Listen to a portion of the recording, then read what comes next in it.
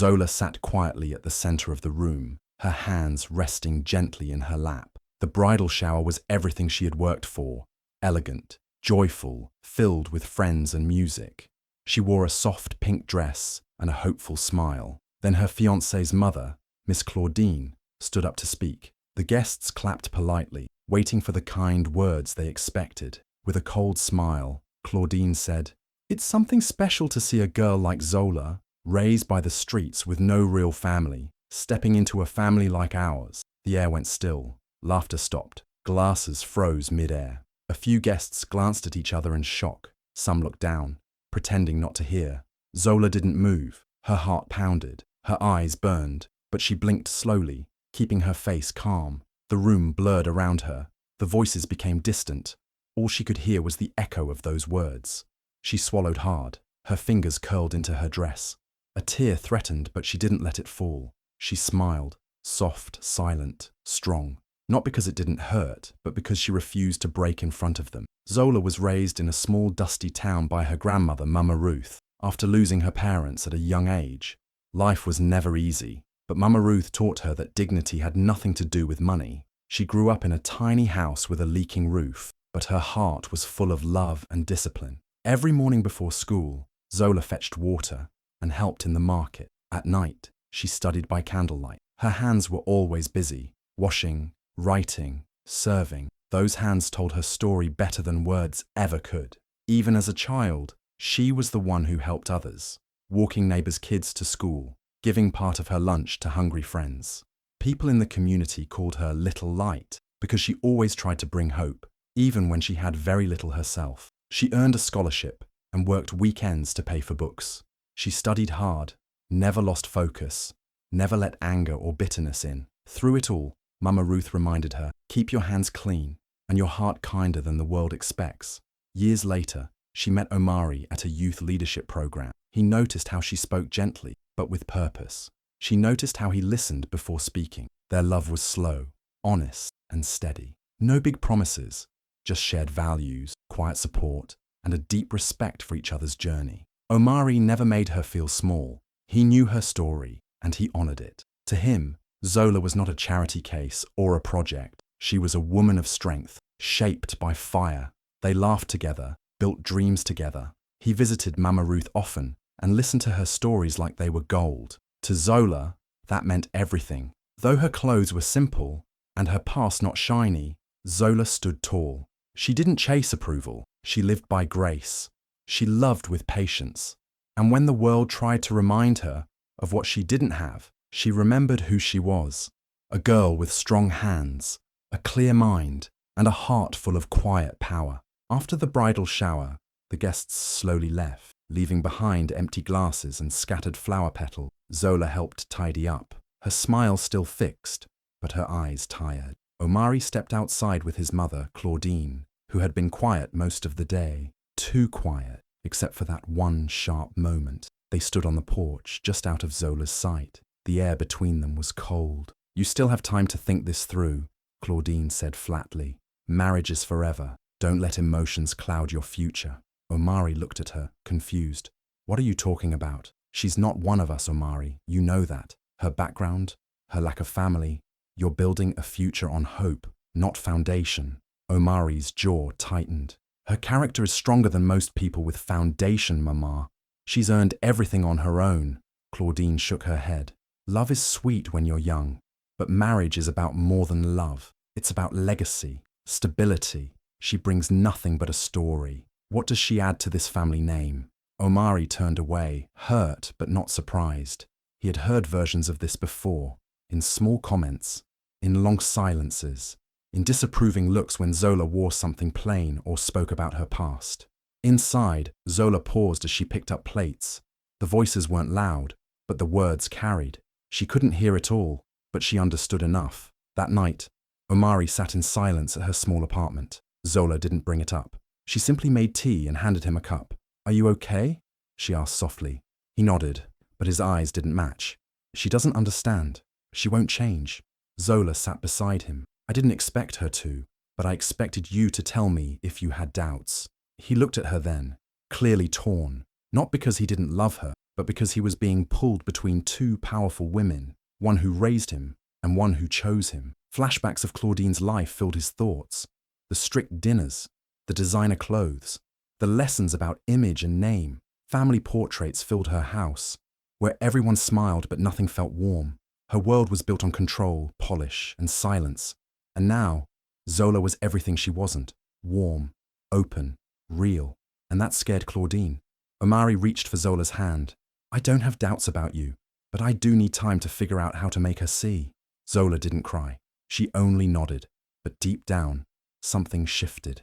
This wasn't just about love anymore. This was about being accepted, not as a guest in someone else's world, but as a woman worthy of staying. And for the first time, Zola felt the weight of fighting, not just for love, but for space in a family that didn't think she belonged.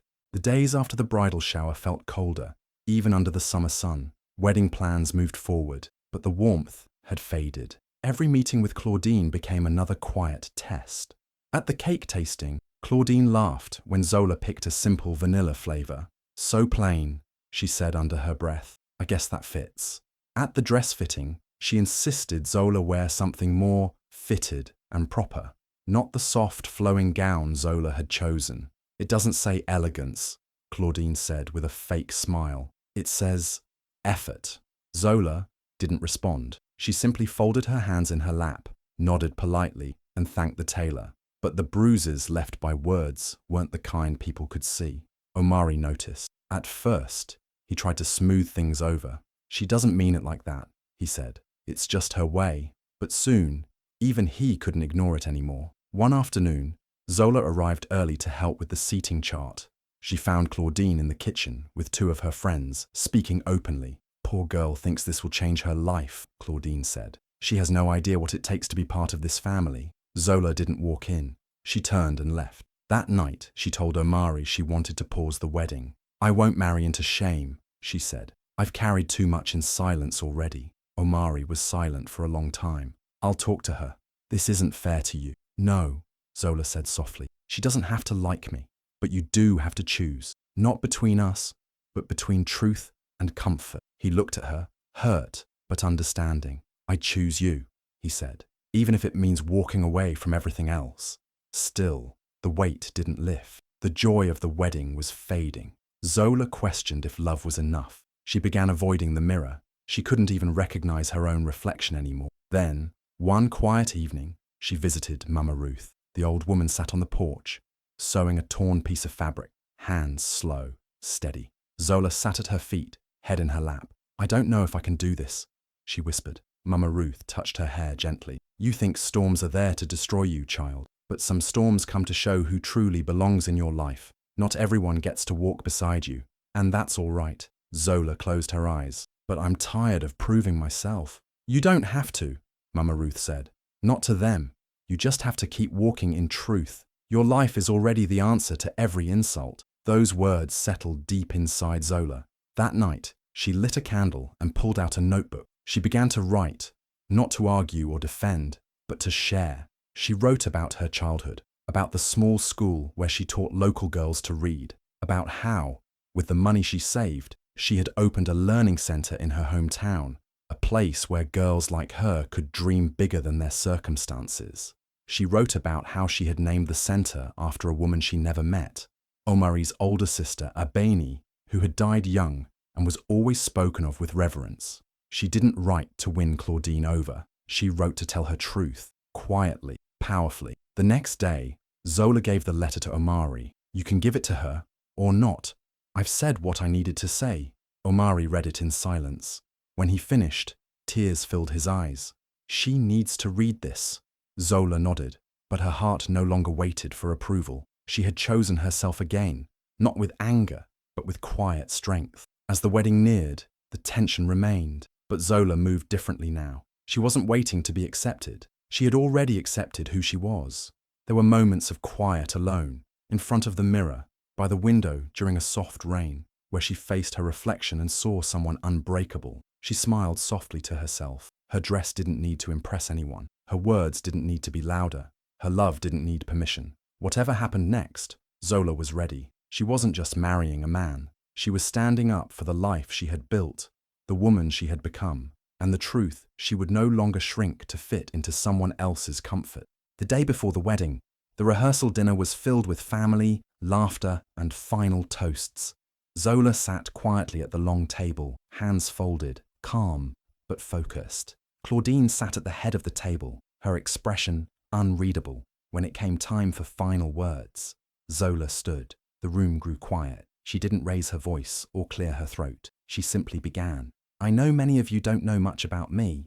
Not really. Some of you may have wondered what I bring into this family besides love for Omari. That's a fair question. So, I want to tell you.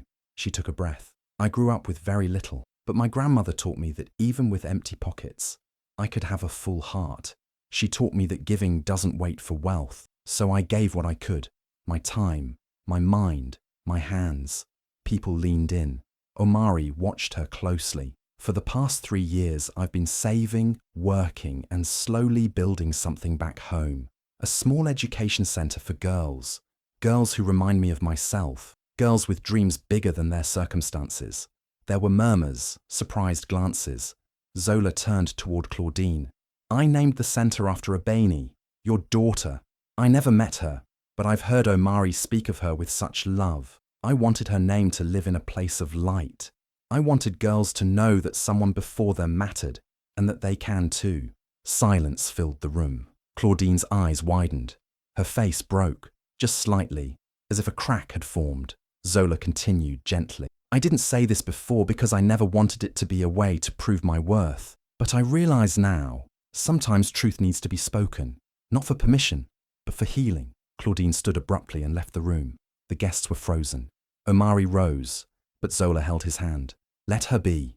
Outside, Claudine sat on a bench, alone. The weight of Zola's words hit her deeper than anything else ever had.